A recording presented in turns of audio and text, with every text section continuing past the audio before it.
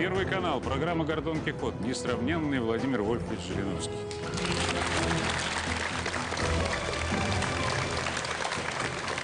Это еще один комплимент от меня, запоздалый.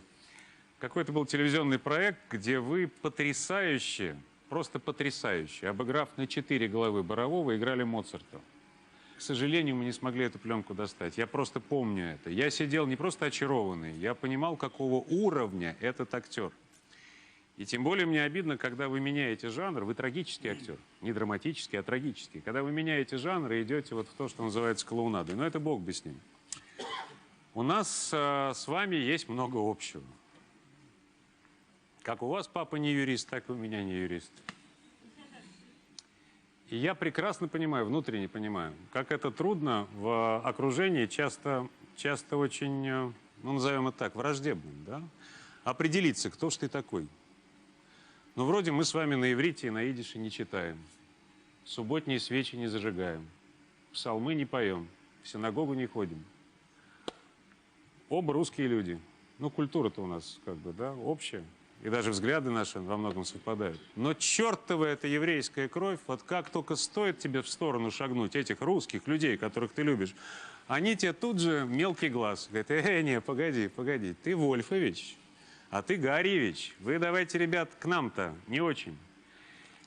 И я понимаю вас, когда вы срываете дистанцию вот до такой степени. Из книги «Иван, запахни душу», цитирую, Владимира Вольфовича. Евреи все, как народ, деградируют 4000 лет. Их мордуют, естественно, они загибаются. Самая вырождающаяся нация. Небольшого роста, худые, злые все, лысоватые, в очках. Глазки бегающие, ручки трясущиеся. Размер одежды 48-50, не больше. 52-54. Обувь 41, 42, 46. С кучей болезней. Ну, не сильно страдаю. Дальше. Мои университеты, моя учеба прошла под знаком и огромным влиянием этой еврейской заразы. Евреи являются источником этой суперзаразы, этой чумы 20 века коммунизма.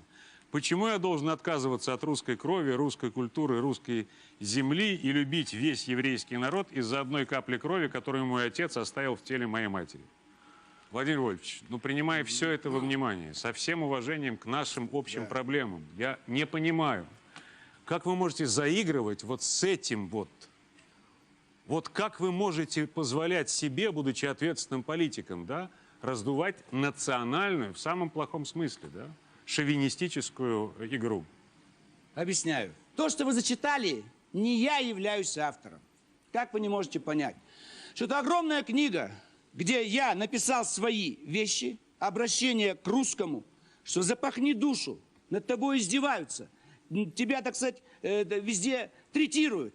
Ты всех кормишь, всех снабжаешь. Ты русский солдат, ты побеждаешь. Как ты живешь?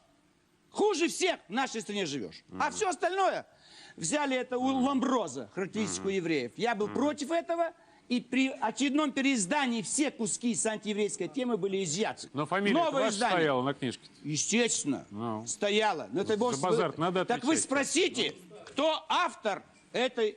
Вы что, неграмотны? Что, не помните, что это было у Ламброза? Дана характеристика евреев. Что вы историю еврейского народа не знаете? Поэтому я вам еще раз говорю, я-то живой, говорю вам, при переиздании все эти куски я заставил убрать. Владимир я не успеваю читать. Вы себя кем чувствуете? Русским? Русским, объясняю. Не надо меня приписывать каким-то полукровкам. Я рожден русской матерью. Да. Моя мать русская женщина. Я тоже, моя тоже, да. И никогда не имел никакого касательства к отцу. Он не хотел этого, не я. Я ничего о нем не знал. Он умер 25 лет назад, а вы меня продолжаете трамбовать. Кто у тебя отец? Мой отец честный человек. Вы его посадили в лагерь, не я, как сына фабриканта. Пускай за это коммунисты ответят. 40-й год. Вы забираете фабрику в Костополе под Ровно. Я не родился еще. Я не вам говорю, им всем, Хорошо. кто это делал. Значит, вы уродуете всю мою семью, всех на Соловки и по линии матери, и по линии... Вы опять ушли от ответа. Это имеет значение. Нет, вы хитрый. Они же хотят тихо в кабинетах все решать. Вы нас изуродовали, всех. Вы, советская власть и коммунисты. Я был и чувствую себя, и я русский. Мой родной язык русский. И я встал на защиту русского народа Потому что я знал, что такое русские при советской власти. Хорошо, у меня второй вопрос. Вы нас при советской власти уже выжили из всех национальных Второй регионов. вопрос. Вы Пожалуйста. русский, вы русский. При этом вы антисемит? Нет. Кто вам сказал, что я антисемит? Вы шовинист? Нет. Вы русофил? Отчасти. Учитывая положение русского народа. Вот при царе я бы ничего не говорил. Все жили нормально. Пожалуйста. Я, как и Александр, надо сказать, давно слежу за карьерой Владимира Вольфовича с 93-го года. И не могу не отдать должное этому человеку. И многие мои знакомые голосовали за Владимира Вольфовича Жириновского. И когда я их спрашивал, почему они за него голосовали, они говорят, потому что мы не хотим что угодно голосовали. Потому что не хотели голосовать за других. Вот.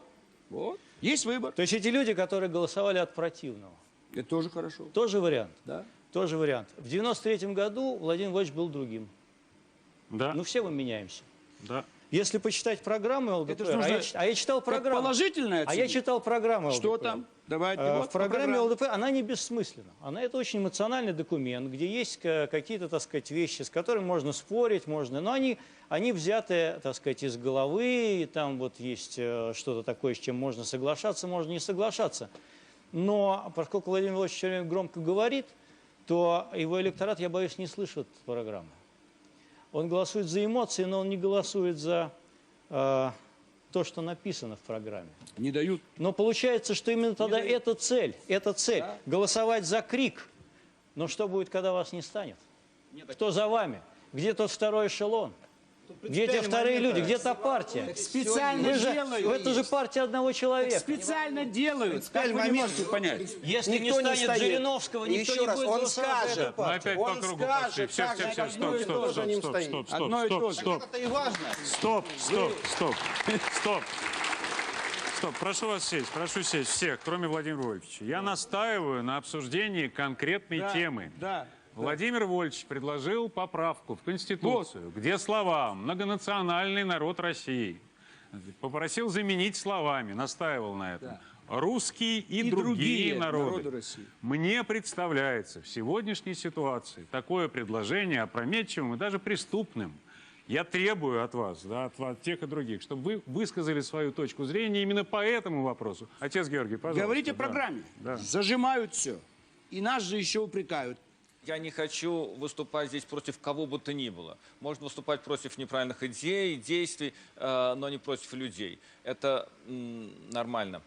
Но вот здесь я, например, никогда бы не поддержал такую поправку, потому что непонятно, кому она, каким чувством она апеллирует. Она может возродить как раз вот только крайние какие-то эмоции и крайние силы, экстремистские силы. В этом смысле совершенно прав Александр Гарич. У нас этого не делать нельзя, потому что разрушены совершенно естественные национальные отношения. Конечно, есть преступления против русского народа, советской власти. Когда Владимир Вольфович говорит однозначно об этих преступлениях, можно только аплодировать.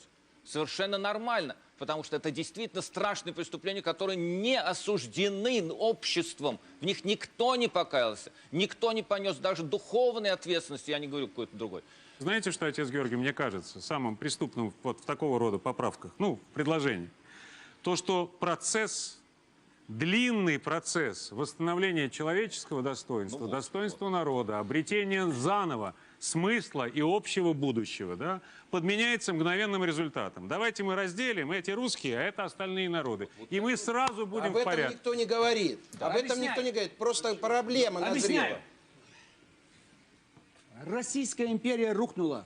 Главная причина – отсутствие понятия «русский народ». Православные – это временно. Во время войны уже в церковь не идут. Не было. Наоборот. Были подданы царя. Или обращение православное. Рухнула империя, все. Не на кого было опереться. И красные не оперлись на русский народ, и белые. Все. Советский Союз. Почему рухнул? Что, КПСС слабая партия? Не было основы. Вы поймите, во всем мире выработана идеология. Национальная. Французы, немцы, датчане. Религиозная. Исламский мир. Все решается в мечетях. Денежная. Мировая валюта доллар. В В крайнем случае традиции Британия. У нас традиции нету. Рубль не мировая валюта.